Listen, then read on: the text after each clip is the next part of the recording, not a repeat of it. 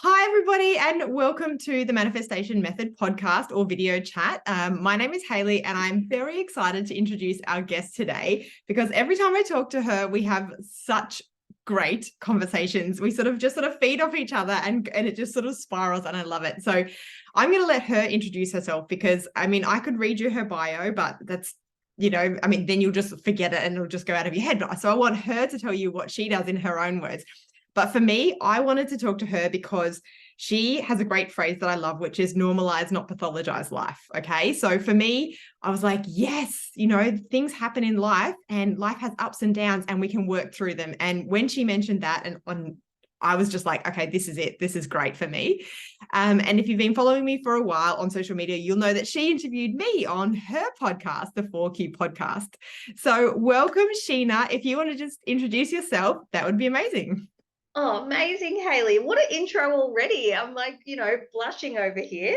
Um, so my name is Sheena Schuy. You might know me or you may not know me, but I am Sheena Holistic Therapist both on Instagram and TikTok. Um, my background is I've got psychology, counseling, social work. And as Hayley said, I'm really passionate about normalizing and not pathologizing life. So my passion areas are around anxiety, burnout, stress, mood issues in women, because a lot of that has got to do with our environment and the way that we live. And that's why I really want to normalize the fact that we're all burnt out. I'm a burnout specialist and we're all burnt out.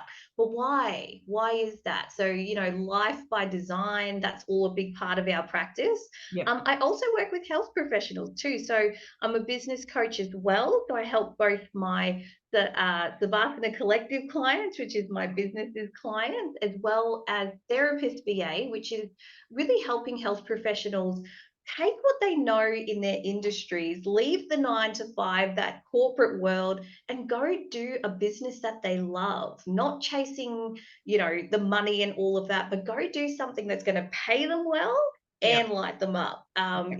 Being bold enough to take that move. So that's really me. And as you mentioned, I do have a podcast, the 4Q podcast, but I might be changing the name soon. So let's see how that goes.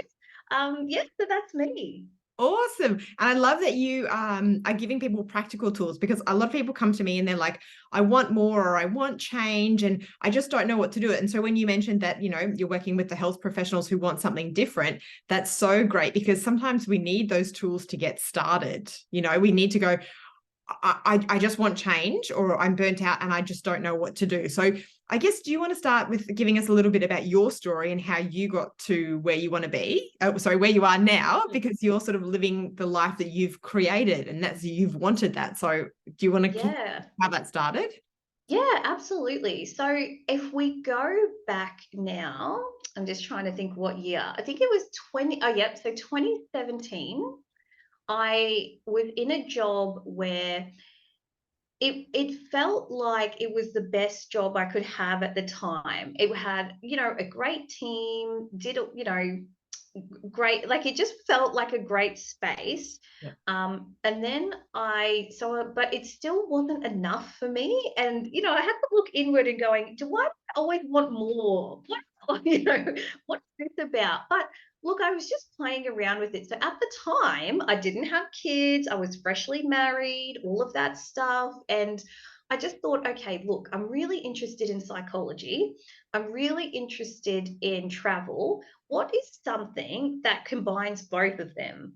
And I thought, oh, I want to start a business where I host mindset retreats, combining the best of both Yeah. worlds, I thought. Had no idea how difficult business or starting an Instagram or all of that stuff was going to be. But I just thought, look, just start. Look, get a website name, get the business name. So I did all of that. And then about 3 months in of just dabbling, really just dipping my toe in, Yeah. got pregnant. So all of that fell aside. I wasn't thinking about business. I was just thinking about this, the first kid, right? You build it up so much, your body's going through changes, you're going, you're buying all the stuff. And so 2018, had my kid, did all of that. And sadly, because I was on a contract, I didn't get paid maternity leave from my job. And so I only got the government, 16, 18 weeks or whatever. So I went back to work when he was 4.5 months old, which was awful.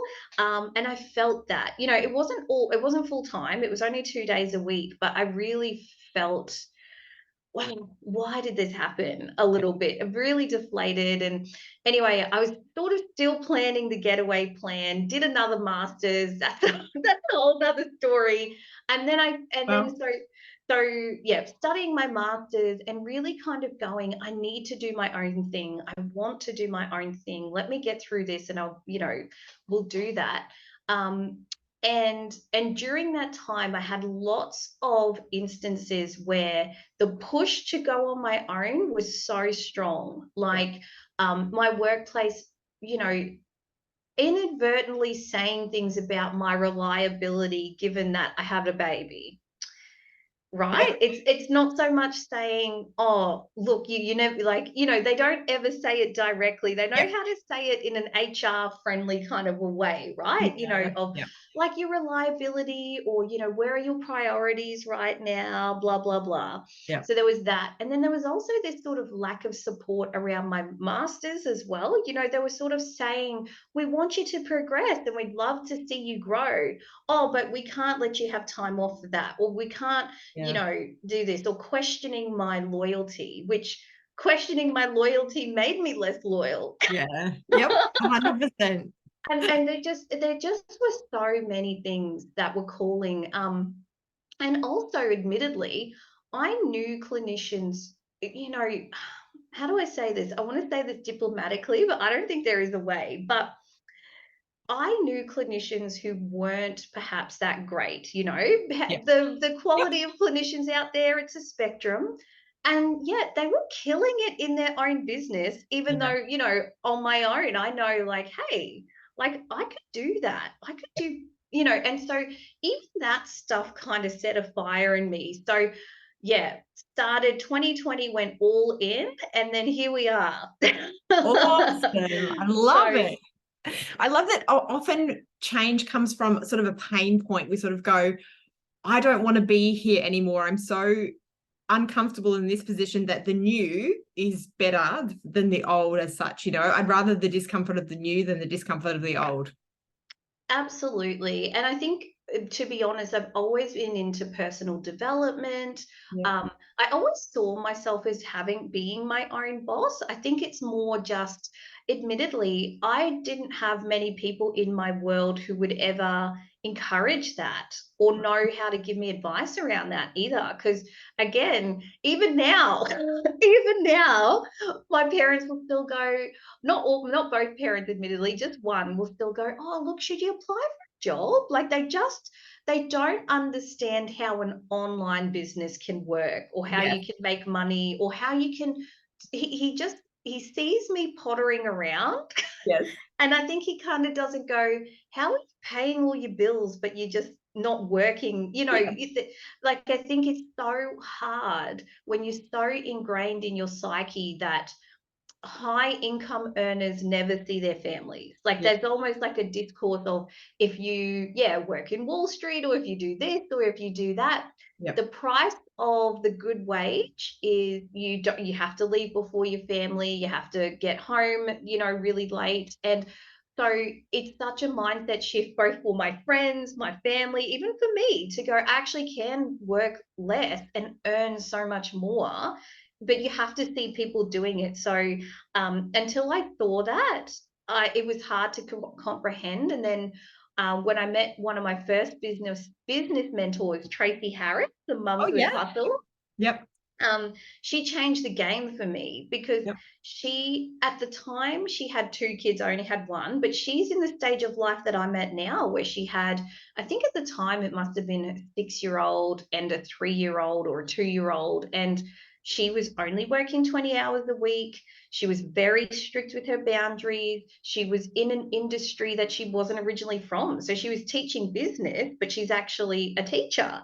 So, she's got the transferable skills, but I think all of that stuff comes up, right? Of do I have the qualifications in this area? Do I dare step out of this area? Because even as a health professional, and again, this is why I started a second business helping health professionals, but as health professionals, we get so scared during our training of, if you step out of what you do just a little bit, someone's going to sue you, someone's going to sack you, your registration's going to be cancelled, and heaven forbid that happens. And so it almost ingrains this fear of, I can't do anything other than just one-on-one work, back to back, day in, day out for someone else, or like you have to pay your dues, Yep. kind of a thing. Yep. And also in the health professional world, the gold standard is working for government. You know, there's always this thing of, if you get in with, Queensland Health, or, whatever state you're in, New South Wales Health, Victoria Health, that's like, okay, I've made it. Okay. And maybe that was back in the day, because you get paid maternity leave and sick leave, and in certain stages of life, totally get it. And banks love it too. When you work for the government, it's stable income, Yeah. whatever. Yeah. I did that. I got into government and I was like, how many hoops do I have to jump? And they go, let's put you on a contract. Then at the end of that contract, oh, let's put you on another contract, and then another contract. Like, they're not going to hire you straight away. So Yep. I had 3 degrees still jumping hoops. I'm Yep. like, and I'm not going to swear on your podcast, but I was a bit like, stuff this. Like, I've been at university for 8 years. I Yep. have 10 years experience in this industry, and you Yep. still want me to jump hoops? Yep. Like, stuff you. I'm Yep. not doing that. And so that was just another fire in the belly of, "No, I'm not doing this." Then when I figured out, like, I could be successful with this, like, look, like, I'm making my wages, but I'm working so much less than I was. I have so much more freedom. Yep. I was like, why are everyone else so scared of doing this? I'm like, more health professionals need to do this, because Yep. not only that, I was helping my clients at a better level too, because Yeah. I was able to sort of be more free in how I deliver my services, and rather than just, this is what you do each session. Do you know what Yeah. I mean? Yeah. So I really thought, I want to make sure that health professionals know this and Yeah. make an informed decision. I like, no hate in the game. If you want to work a government job for the rest Yeah. of your life and it makes you happy, feel secure, that's great. But Yeah. if they were feeling like me, where there's more to me, like there's just, there can be something done better, let's Yeah. do it. So that's kind of where the second business happened too. Wow, you are busy. Busy. Yeah, I know. I need to, yeah, that's why I'm a burnout coach. Again, I relate to it. I need to slow down, right? Well, speaking of burnout, is that something that you have personally experienced? So with all of this going on? Yeah. Absolutely, because and that's a big part of it too, is that I don't know one mum in Australia who hasn't been burnt out since having her kid. Yeah. And it speaks very much to the East meets West stuff. That's why that normalizing, not pathologizing, is important, because if we look at, again, anthropological studies or whatever, just how we used to live, even a few hundred years ago, Yeah. we had all these other kids to help out. We had aunties, uncles, cousins helping out with the chores. So you wouldn't have to, you wouldn't have to cook and clean and take care of the kids and do all of it. Your Yeah. day to day would be, even if you were working, you had other kids to entertain your own child. So there Yeah. was a bit of less there. You were coming home to a cooked meal from maybe your mum or an auntie or something. So again, one less thing you had to do. Yeah. Again, if you had an older relative living with you, you had someone who was probably cleaning up a bit during the day. So Yeah.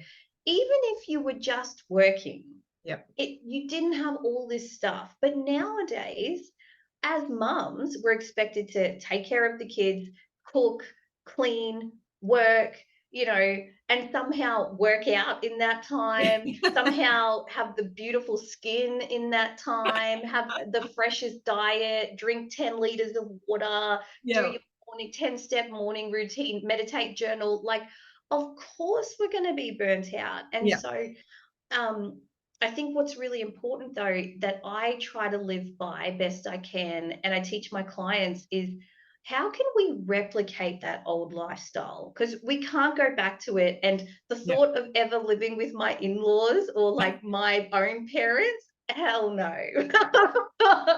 But I think I do think that there's ways we can incorporate that kind of communal living we used to have. Yeah. Um, in the day to day, and even again, practices around how can I just not be on all Yes. the time? Like, Yeah. what am I willing to let go of? Yeah. That's a big part. Yeah. Yeah. And I think as well, the societal pressures of it, there are a lot of, I get a lot of people saying, well, when are you going back to work? And I'm like, I do work. You just don't see me going to an office every day. I have a different type of job than you do. That's why you think that I'm not going back to work. Do you know what I mean? And so that for me takes a little bit of mindset shift. It's okay. They don't know what they don't know. So they're asking me because they don't know what I'm doing. Do you know what I mean? So Mm, it's a bit of a mindset shift for me. So I'm guessing it's the same for your clients going, okay, it's okay for me to accept help, because I think as a woman, that's also hard to accept help. It's that I've got to do everything. So mm. having that there must be having someone who, when they come to speak to you and go, oh, it's okay that I asked for help, must be such a relief for them. I think the biggest thing I hear, whether it's the first session or even some of our intake calls sometimes, is yeah, they'll explain to me, Sheena, I'm burning out, like this and that, I'm exhausted. And they tell me a little bit about what their everyday life looks Yeah. like. And I think a lot of people, when I just mirror back to them, anyone in your position doing what you're doing would be burnt out. Yeah. Yep. I think that just hearing that is just so big of a validation in itself, because I Yes. think we internalize the burnout as I've done something wrong. Yep. Like, or someone stronger than me, better than me could handle this. It's Yep. me that I can't handle it. And actually, we were never meant to handle this on our own. Yep. So I think just sometimes that one sentence for them is enough to just Yeah. go, oh my gosh, okay, it's not me. I'm not broken. Yeah, look, I think awareness is one of the first things that we need to have. We can't make change if we don't have an awareness of something. It's looking at our behavior and actually acknowledging, oh, wow, I didn't know that I was doing that. I was just on autopilot and I was just going through it. So for me, I would say to my clients, look at your day, acknowledge the parts of it that aren't making you happy. Okay. And if the majority of it isn't making you happy, how can you change? What part of you do you want to change? Yeah. That awareness is a big thing. So what would you say if people are experiencing that, especially around sort of the change management? Because I talk to people who are like, oh, it'd be great if I could do this or have that, but I've got too much to do. I've got to keep on this hamster wheel that I'm going on. And that doesn't necessarily have to be around work. It could be around life or partners or something else in their life. Have you got something what would you sort of say to them when they're like, oh, look, I don't have the capacity or the energy or the whatever to make this change? If not now, then when? That's great. Yes. Because there's never going to be a good time. Yes. Let's say the fear is, I don't know if I can afford this, or, I don't know how I'm going to make time in my schedule for this. Okay. If I had, there's never going to be a time where, let's say, $10,000 came into your account Yep. today. There's always going to be something you could spend it on: holiday, house reno, fixing the car, upgrading the car, Yep. all of that. Yep. Or you make an intentional decision that when I get to that number, I'm going to invest in my business or join Yep. that mastermind or whatever it might be. Yep. Same sort of thing of, I want to start a business, but I just want to wait till the kids are older. Yeah. Once the kids are older, you don't know what's going to happen. You Yep. might get sick. They might get sick. Once Yep. they start school, you've got even less time. You thought you'd have more because they're in school, but the school day is only like 9 till 2 or Yep. 9 till 3. There's never going to be a perfect time. So Yep. it's challenging that perspective of, if not now, then when? Yeah. And then if they go, oh, 3 years from now, it's like, so you're just going to put a pause on your life Yep. for 3 years. What Yeah. if down the road, 20 years from now, you pass away Yeah. because you could have an illness? You never know. Are Yep. you going to be stoked that you wasted, like a quarter of that waiting? Yep. So I I get it. think, yeah. I see it with, you know, especially if people who are older and they've worked their whole life and they've done the right thing and they've had a good job and they've saved up, and then they get older. And then especially during the COVID times, I saw it when nobody could travel and people had saved up and waited for 20 years to do something and then they couldn't go. Whereas I'm sort of now like, okay, if you can't, you know, I'm not saying throw it all in and do whatever you want, but find some sort of balance that's going to work for you. So start to put some steps in the right direction. Do you know what I mean? So if you want to have your own business, then what are a few things that you can do to start? If you want to travel, what are a few things that you can do to start to make that happen? You know, and those baby steps that you take over the time, they lead you to the quantum leaps or the big steps that people think, oh my gosh, you're so lucky you did this. And you're like, yeah, but you didn't see all the things that I did to lead up to this point, you know? So I think that's really important to acknowledge is changing that mindset of, okay, well, it's one thing that I can do to move. If I can't do anything for 3 years, what can I do in the lead up to those 3 years? Exactly. Baby steps. Like if it's a journey of 1,000 steps, can I take 3 steps? Can I take 5 steps? At Yeah, least I'm a little bit closer than what I was. exactly. And do you love working with women? Is this something that you hope to be doing in the future? Because you know, I think it's amazing work. I think that a lot of people skip over how we're feeling and we just keep going on with whatever we're going, and we disregard that burnout, or we just don't acknowledge it, like you say. So I guess for you, if you're passionate about it, I think that's amazing. And is that something that you want to build on in the future, or you would just want to work? I mean, you work with women especially, so is that your Mm. passion? Yeah, definitely. I think working with women and then working now, you might have seen it was usually just anxiety, burnout, all of that, relationship issues. They were my three kind of core things: women with anxiety, women with burnout, women with relationship issues. And I've since gone a little bit deeper into my niche and really targeting business owners. Yep. And the reason it's women, the reason it's business owners, the reason it's that topic is, first of all, women, we have our own unique set of issues that we've got to address. Plus, we've got hormone issues. Plus, we're having to take time off because of kids. And Yep. even if you have an incredible partner who's like, I'll go equal time off, I'll do this, I'll do that, Yep. inevitably, we still wear the physical load. And again, if you decide to breastfeed, not every family does, but if you decide to, you almost end up being the default parent. You don't mean to, but the kid, those first early years, Yep. the children generally naturally will Yep. gravitate towards mum. Yep. Not all children, but you know, and so even if you make a plan to have equal split, it doesn't Yes. go that way. But Yeah. also the conditioning we have to be subservient, Yep. I think a lot of us are starting to be aware of it, but there's Yep. still a lot of conditioning there, Yep. around we're emotional, but we're not leaders. Yeah. Or we can't make a decision without running it past a man, you know, because even myself, I realized every time I went to make a decision, I was running it past, and again, I have a lot of men in my life, but I'd run it past my dad or my brother, Yep. or you know, even my husband, right? Rather than I can make a decision on my own. Yep. Yep. They didn't run it past other people. Like, why Yep. am I conditioned to think that you know, it's just Yeah. so much of that.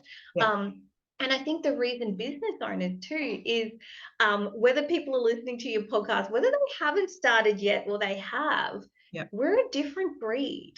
Yeah. Because I think there's a big part of us that's already breaking free of the matrix per se, in Yeah. that if you're a business owner, you already know, I don't want to work for someone else. I'm not going to do what everybody else does.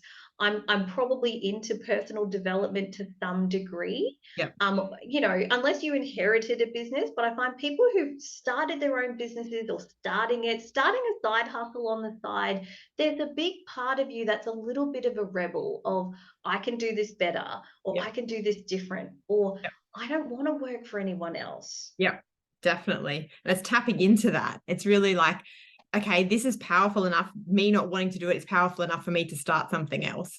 And I love that you talked about the niche of women are slightly different, because I've interviewed a few people recently who are in the menopause coaching space.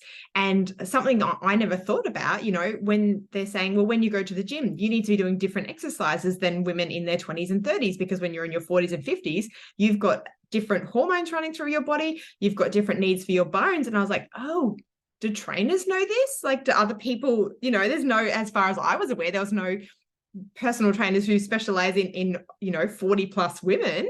I'm like, wow, it's great that it's coming out, but this is something that we need to think about, because what's going to work for them then is not the same as someone else. You know what I mean? Like in your 20s versus in your 40s, it's not the same. And I guess it's the same for women in business. It's not the same as if you're a man going into business. I love the quote of, it's not a quote, but if there's a job ad and a man reads it and he sees one thing that he can do in that ad, he's like, oh, I'm going to apply for that job. And a woman reads the same ads and she's like, oh, there's one thing in there I can't do, I'm not going to apply for that job. And I'm like, oh my gosh, when someone pointed that out to me, I was like, it's so true. We sort of tend to think that we have to be able to do all of the things to make it work, when in reality, a lot of men are like, I'm just going to go for it. I'm just going to see what happens. And I'm like, that's where, for me, that's where I need to be, and just go for it, see what happens. And you mentioned when you started your business, you said, I'm just going to go for it and start, and you got the website and things.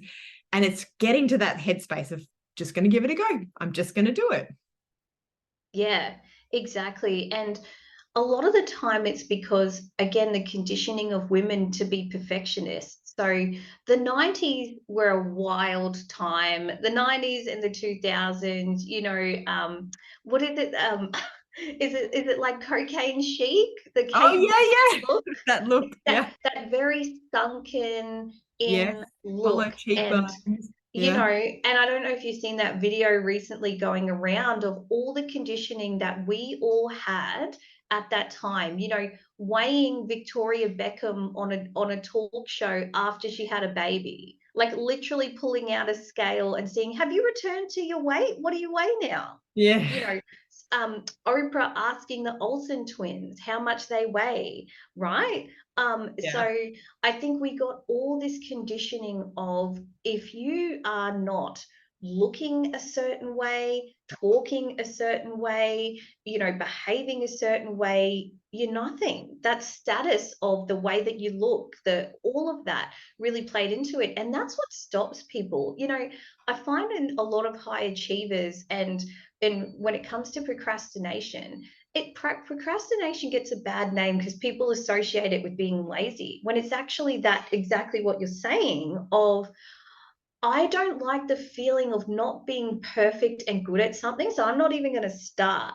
yeah, Because when you start something, you feel awkward, you feel clunky, you're going to stuff it up. yeah, And that is incredibly uncomfortable and scary. So yeah, when you don't have your tribe around you going, hey, I was like that too, or like that's yeah, where we all start, or whatever, yeah, it is really hard to take that leap. And so sometimes, even if someone has a dream of their own business, but yeah, they can't do it perfectly from the beginning, yeah, that's the perfectionism conditioning kind of getting ingrained of, I'm yeah, just going to procrastinate on it because if it's not perfect, yeah. nah.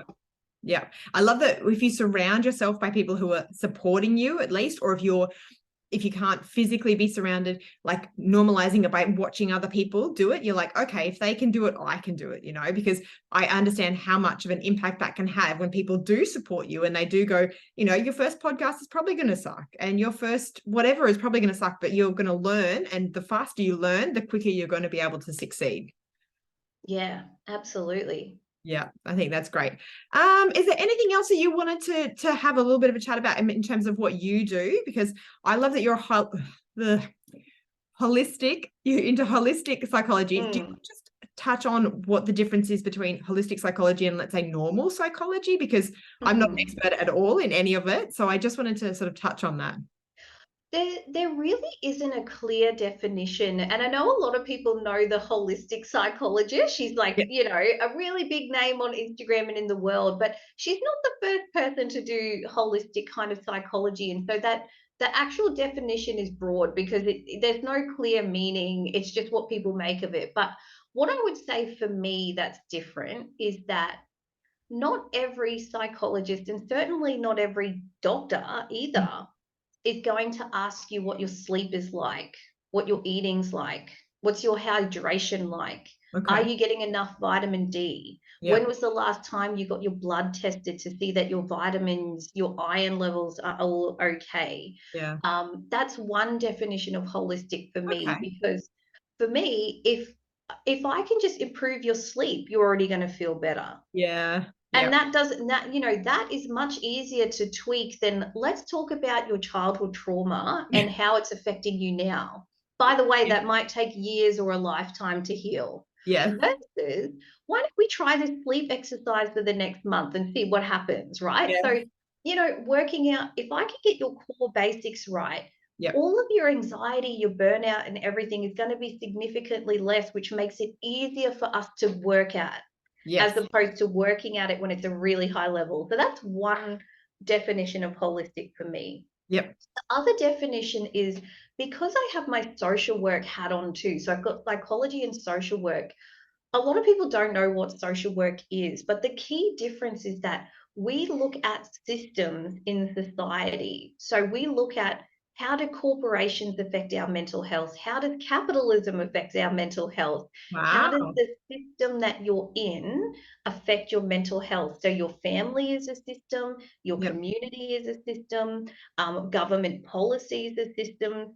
They Okay. all have an impact on our Yeah. mental health. And so I really look at it like that, of, if we, again, that anthropological perspective too, of, if we all live in a society that doesn't align with our DNA, that's like, putting a monkey in a swimming pool, wondering why it's not thriving. Yes. Like, that's not its natural environment. Yes.